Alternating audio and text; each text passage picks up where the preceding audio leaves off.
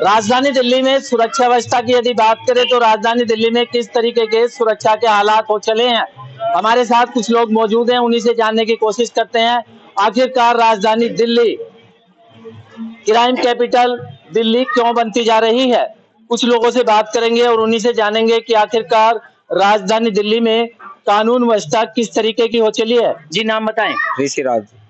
ऋषिराज जी, भी यदि बात करी जाए तो राजधानी दिल्ली में कानून व्यवस्था किस तरीके की है? कानून व्यवस्था जो चल रही है वो कहीं कहीं गैंगस्टर जो होते हैं उनकी वजह से परेशानी होती है।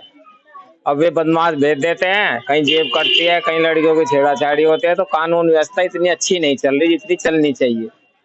किस तरीके की वारदातें आए दिन रोज सामने आती हैं? सड़कों पर लूटपाट, छेड़ना, किसी की चैन लूटना, किसी के हार लूटना, किसी की मोबाइल छीनना, ये सब कुछ देखा जा रहा है। ज्यादातर यही कांड ज्यादा हो रहे हैं दिल्ली। बेटियों को सुरक्षित मानते हैं क्या राजधानी? नहीं, बेटी तो खैर सुरक्षित है, पर जब से कानून व्यवस्था जब सख्त होएगी तो फिर बेटियां भी सुरक्षित रहेंगी। बात करें जाए, केजरीवाल सरकार का कहना है कि प्रधानमंत्री नरेंद्र मोदी जी ने एक नारा दिया था, बेटी बचाओ बेटी पढ़ाओ।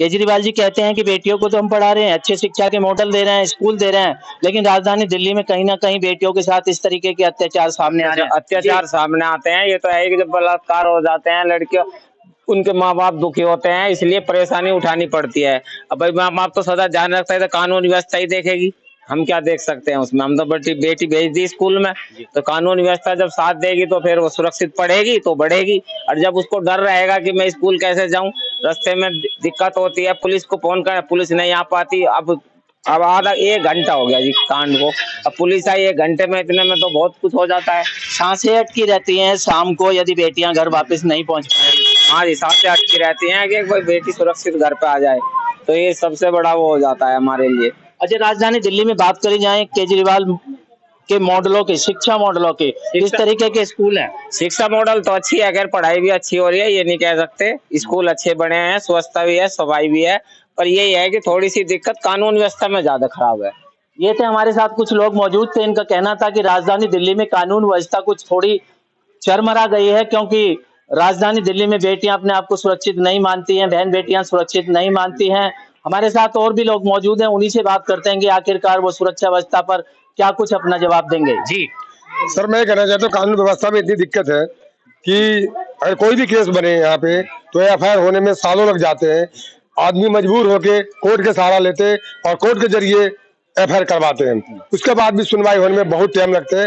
कोई भी कांड के सालों बीत जाते हैं एफआईआर सुनवाई होने में, इतनी दिक्कत है। कानून व्यवस्था बहुत जर्जर है, आए दिन बदमाश चोर चाकू छुरी लेके घूमते रहते हैं, कोई किसी को ब्लेड मार दे, कोई छुरी मार दे, इस पे कोई सुनवाई नहीं होती। बात करी जाएंगे, राजधानी दिल्ली में केजरीवाल सरकार का कहना है कि बेटी बचाओ बेटी पढ़ाओ का नारा प्रधानमंत्री नरेंद्र मोदी जी की योजना के द्वारा दिया गया, लेकिन बेटियों को तो हम पढ़ा रहे हैं, लेकिन बेटियां सुरक्षित नहीं है। बिल्कुल डर लगता है जी, शाम को बच्चे लेट आते हैं तो घर वाले घबराते हैं, कहाँ चले गए, कहाँ गुम हो गए, फोन करना पड़ता है और लाने पड़ते हैं। यहाँ तक कि मेट्रो से बच्चों को उठा कर लाना पड़ता है हम लोगों को, इतना डर रहता है। शिक्षा मॉडल की बात करें, शिक्षा मॉडल तो बेहतर है, बच्चों को कोई दिक्कत नहीं है, सरकारी स्कूलों में सुविधा बढ़िया है, पढ़ाई लिखाई में कोई दिक्कत नहीं बच्चों को। जब से EWS कोटे में हमारे बच्चों के एडमिशन होने लगे हैं, क्या मानते हैं? ये बहुत बढ़िया, जो गरीब आदमी है जिसको नहीं सक्षम था उनको प्राइवेटों में भी पढ़ाने का प्रावधान हुआ है, बहुत पढ़ाई लिखाई में सुविधा, पढ़ाई में कोई दिक्कत नहीं है। पढ़ाई बच्चों जिसको पैसे नहीं है उनके प्राइवेट स्कूलों में भी एडमिशन बहुतों बच्चों को मिला है और पढ़ रहे हैं बच्चे। जो जान जिनके माता पिता बिल्कुल योग्य नहीं है, पैसे फीस भरने के योग्य नहीं है, वो भी पैसे उसके बच्चे पढ़ रहे हैं, इसमें कोई दिक्कत कोई संदेह नहीं है। दिल्ली पुलिस जैसे अभी हाल फिलहाल में मैंने देखा और पहले वक्त में बहुत बार देख चुका हूँ कि दिल्ली पुलिस बैरिकेडिंग करती है और हर आदमी से पूछताछ भी की जाती है।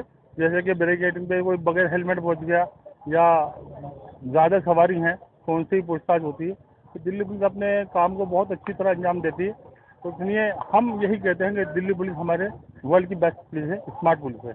अच्छा, क्राइम को पुलिस से जोड़ के देखा जाए तो क्या कुछ अंतर होता है कि एक तरफ राजधानी दिल्ली में क्राइम चरम सीमा पर बढ़ रहा है, पुलिस से क्या इससे कॉम्बिनेशन बनता है क्या सर? सर, क्राइम के बारे में तो मैं यही कहना चाहूँगा कि जैसे कि हमारे हिंदुस्तान के हालात हैं कारोबार की स्थिति को लेकर, कारोबार हमारे यहाँ बहुत डाउन, बहुत निचले दर्जे पे चला जा रहा है, तो इस बिना पे कारोबार ना होने की वजह से लोग बाग क्राइम को अंजाम देते हैं। क्राइम को जो अंजाम दे रहे हैं इसी वजह से कारोबार नहीं है। और दिल्ली पुलिस हमारी 100 में से 80% 70% इस क्राइम को कंट्रोल करने में बिल्कुल ओके है। और जो 30% 20% बच जाता है वो उसमें हमारी और आपकी सहयोग की बहुत ज़रूरत है। हमारी और आपकी सहयोग की बहुत ज़रूरत है दिल्ली पुलिस को कि 100% कोई भी काम कंप्लीट नहीं कर सकता, इसलिए हमारी आपकी ज़रूरत पड़ेगी उन क्राइम को रोकने के लिए। दिल्ली पुलिस के साथ साथ माँ बापों का भी कर्तव्य बनता है कि वो अपने अच्छे बच्चों को संस्कार दे, अच्छी तरीके से उन्हें समझाएं बुझाएं ताकि क्राइम पे भी कुछ लगाम लगाया जा सके। हाँ, ये आपका सवाल बहुत अच्छा है। आपके चैनल के माध्यम से हम उन माँ बाप को भी मैं कहना चाहता हूँ जिनके बच्चे 16, 17 साल 18 साल की उम्र में पहुँच जाते हैं और वो क्राइम की दुनिया में जाने लगते हैं। उनका यार दोस्ताना, उनकी उठक बैठक ऐसी हो जाती है तो क्राइम के रास्ते पे चले जाते हैं। जब तक हम माँ बाप उन बच्चों को जिम्मेदारी अच्छी तरह नहीं निभाएंगे तो क्राइम में जाएंगे। हमारे माँ बाप की जिम्मेदारी है तो अपने बच्चों को सही रास्ते पे लगाएं। बात करी जाए, केंद्र में बीजेपी की सरकार है और केजरीवाल की सरकार भी है। केजरीवाल जी कहते हैं कि प्रधानमंत्री माननीय नरेंद्र मोदी जी ने एक नारा दिया है बेटी बचाओ बेटी पढ़ाओ का। केजरीवाल जी कहते हैं बेटियां तो हम पढ़ा रहे हैं, अच्छे शिक्षा के मॉडल दे रहे हैं, लेकिन बेटियां कहीं ना कहीं असुरक्षित महसूस कर रही हैं। जैसा कि आपने पूछा, माननीय नरेंद्र मोदी साहब जो हमारे हिंदुस्तान के प्राइम मिनिस्टर हैं, उन्होंने कहा कि बेटी बचाओ और बेटी पढ़ाओ। बेटी पढ़ रही है, बहुत अच्छी तरह पढ़ रही है। जैसे कि दिल्ली का मैं आपको हाल बता देता हूँ। दिल्ली के अंदर केजरीवाल सरकार है तो उन्होंने दिल्ली के अंदर स्कूलों को बहुत अच्छी तरह मैनेजमेंट करके बहुत अच्छी तरह को अच्छा बनाया है और अस्पतालों को भी अच्छा बनाया है, जिसके कारण जो बच्चियां हैं वो अच्छी शिक्षा ले रही हैं, अच्छी पढ़ाई कर रही हैं। बट आपके सवाल का दूसरा पहलू मैं बता देता हूँ। जैसे मोदी साहब ने कहा कि बेटी बचाओ, बेटी बचा सकते हैं। मोदी साहब अकेले आदमी ऐसे नहीं है जो बेटी बचाएंगे। उनमें सबकी जिम्मेदारी, हिंदुस्तान में रहने वाले हर एक नागरिक की, हर एक माँ बाप की ये जिम्मेदारी है अपनी बेटी की हिफाजत करना। कहते हैं कि प्रथम पाठशाला बच्चे की उसका परिवार होता है, परिवारों से ही संस्कार दिए जाते हैं। यदि हम अच्छे संस्कार अपने बच्चों को दें तो कहीं ना कहीं इस तरीके के हादसों पर लगाम लगाई जाती है। बहुत अच्छा सवाल है भाई। बच्चा एक कोरी किताब है, जिस तरह माँ बाप उसको लिखेंगे, समझाएंगे, पढ़ाएंगे तो बच्चा उसी तरह ही चल पड़ेगा। अगर माँ बाप के अंदर संस्कार हैं तो बच्चा भी अच्छे संस्कारों से गुजरेगा। अब वो ज़माना नहीं है कि एक आदमी कमाता था तो 10 खाते थे, आज 10 को ही कमाना पड़ेगा 10 को खाने के लिए। तो इसमें क्या है, माँ बाप की बहुत अच्छी जिम्मेदारी है, बहुत अच्छा रोल रहता है कि अपने बच्चों को सही शिक्षा, सही कानून, सही व्यवस्था के साथ, अच्छी पढ़ाई लिखाई के साथ, अच्छे इखलाक के साथ उसको आगे बढ़ाएं। बात करी जाए केजरीवाल जी के शिक्षा मॉडलों की, किस तरीके से शिक्षा मॉडल की शिक्षा दी जा रही है उन मॉडलों से? देखो, जैसे कि आप बता रहे हैं कि केजरीवाल साहब जो है थोड़ा सा साइड हो जाना, केजरीवाल सरकार जो है बहुत अच्छा काम कर रही है दिल्ली के अंदर कि भाई स्कूल को बहुत अच्छी तरह इन्होंने बनाया है। हालांकि यहाँ टेंट वाले स्कूल बहुत हैं, मगर टेंट वाले स्कूलों को इन्होंने बिल्डिंग वाला स्कूल बनाया और बच्चों को पढ़ने के लिए पूरी सहयोग करा। और जैसे कि हॉस्पिटल हैं और गलियों में, चौराहे पे, कई जगह इन्होंने छोटे छोटे हॉस्पिटल बनाए हैं। जो आदमी हॉस्पिटल नहीं पहुंच पाता तो मोहल्ला क्लिनिक से दवाई मिल जाती है, वहाँ भी दवाइयों का इंतजाम होता है। कि केजरीवाल सरकार ने बहुत बढ़िया काम करा कि भाई हर चीज़ की सहूलत देते हुए दिल्ली के नागरिकों को, जैसे कि बिजली की बात करें तो दिल्ली के अंदर तकरीबन 200 यूनिट फ्री हैं। अभी पीछे बंद हो गए थे, अब फिर दोबारा वही सिस्टम है कि भाई दिल्ली के अंदर बिजली 200 यूनिट बिल्कुल फ्री मिल रही है। पानी 20,000 लीटर महीने में ये फ्री मिल रहा है। और बहुत सारी ऐसी चीज़ें हैं। बस सर्विस है लेडीज़ के लिए बिल्कुल फ्री है। और जो पेंशन की बात कर लेते हैं, भी पेंशन भी, हालांकि इलेक्शन आने वाले हैं, हर गवर्नमेंट, हर सरकार यही कहती है कि इलेक्शन से पहले अपनी जनता को खुश करें, जनता को खुश करें। ये काम बहुत पहले भी हो सकता था, पेंशनों को बंद कर दिया गया, अब पेंशनों को चालू कर रहे हैं। तो इसी वजह से भाई हमारी दिल्ली के अंदर गवर्नमेंट की वैसे हमारी सरकार बनी रहे। अच्छा काम कर रहे हैं, अच्छा काम करेंगे, अच्छा नाम होगा, पब्लिक आपके साथ खड़ी रहेगी। जब आप पब्लिक का साथ नहीं देंगे, पब्लिक की परेशानी को नहीं समझेंगे तो कोई सी भी सरकार हो तो उस सरकार को छोड़ना पड़ेगा। गरीब आदमी अपने बच्चों को EWS से पहले नहीं पढ़ा पाता था, क्या लगता है कुछ बदलाव आया है? बदलाव तो गरीब आदमी की नहीं, ये मैंने जैसे आपको बताया कि दिल्ली में दिल्ली सरकारी स्कूल हैं उनमें बच्चों के पास पैसे नहीं होते, वहाँ बच्चे पढ़ने जाते हैं, उनको और उनके खर्चे के हिसाब से उनको पैसे दिल्ली गवर्नमेंट देती है। तो बहुत अच्छा है कि दिल्ली सरकार में केजरीवाल सरकार की हुकूमत है, तो उन्होंने बहुत बढ़िया काम करा है। मेरा नाम राजा है, मैं कुकरपुर शहर मार्केट से बोल रहा हूँ। राजा भाई, यदि बात करी जाए राजधानी दिल्ली में सुरक्षा व्यवस्था को लेकर किस तरीके के हालात चल रहे हैं? सर, दिल्ली के अंदर जो सुरक्षा व्यवस्था है ये दिल्ली पुलिस की और दिल्ली सरकार की बहुत अच्छी व्यवस्था है। हर जगह नाकाबंदी लगी रहती है, यहाँ पर चेक पोस्ट लगे होते हैं, गाड़ियों को सुरक्षित तरीके से निकाला जाता है, ट्रैफिक का भी ध्यान रखा जाता है। बस ये है कि हम लोग अगर ट्रैफिक के नियमों को पालन करेंगे और दिल्ली पुलिस का जो भी हमारे गाइडलाइंस हैं हम उन पर रहेंगे, सही रहेंगे, तो बहुत अच्छा है हम लोगों के लिए।